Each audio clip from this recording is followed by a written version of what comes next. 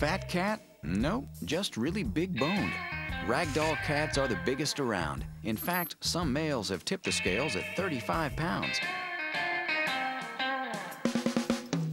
Friendly cat? Absolutely. In fact, ragdolls are called puppy cats because they love to follow their owners from room to room. They're kind of puppy-like and right behind your heels. Calm and relaxed, this cat is perfectly named a ragdoll. It has its name for a propensity to become very limp when you pick it up. So how did these cats get here?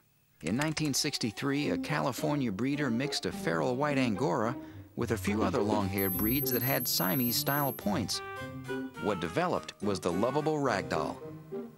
They're known for lying on the floor, sort of legs akimbo and just completely relaxing. So what makes these cats special? They're giant. They're big kitties. The ragdoll can be 3 times the size of other cats. These felines are large-boned and strong, with wide chests and big hindquarters. Next up are their killer blue eyes. The ragdoll has intense blue eyes at an oval shape. Cats who are white, who have blue eyes or have one blue eye are often deaf on the side of their head that has the blue eye. And did you know that cats see 6 times better than humans at night? The ragdoll is famous for their coat, fluffy and easy to care for. They almost feel like a rabbit when you pet them.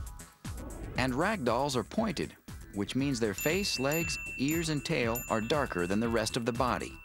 But the most lovable quality is their calm personality. The ragdoll is a super cat. I mean, a little quiet, you know, sort of just beautiful and there.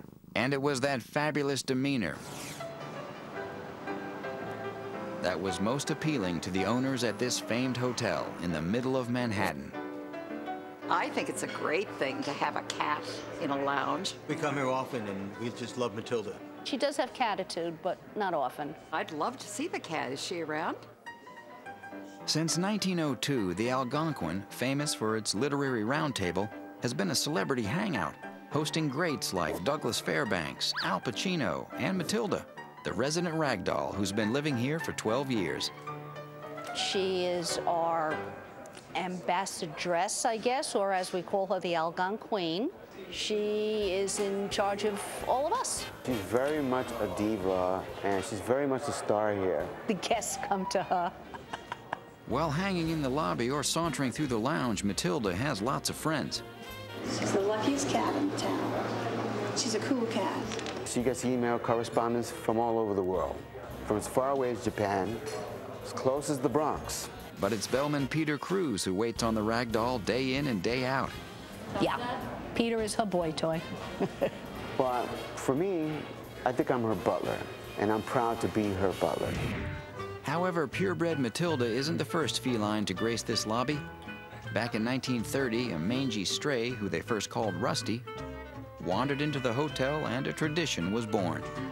John Barrymore was playing Hamlet, so they thought that Hamlet would be more dignified for the cat, and they renamed it Hamlet. And from the beginning, these cats were treated like royalty. Now, if you put that milk in a rock glass, you wouldn't touch it. It had to be a champagne flute. So there's been quite a few Hamlets here, and there's been 2 Matildas. This is Matilda II. Matilda has graced children's books, Christmas ornaments, been crowned Westchester Cat of the Year, and of course, has her own signature cocktail. We make many of these every night. She's a legend. She runs the hotel. And well-bred ragdolls like Matilda have very few health issues.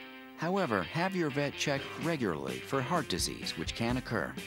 And grooming is easy. They have a relatively short coat. So does a ragdoll make a good family pet? They do. Playful for most of their lives, they love children and usually get along well with other pets. They're very affectionate, and they'd probably be a really good first-time cat. So in general, ragdoll cats don't have too many health problems. Grooming is pretty simple, a little brushing every few days, and they do make wonderful family pets.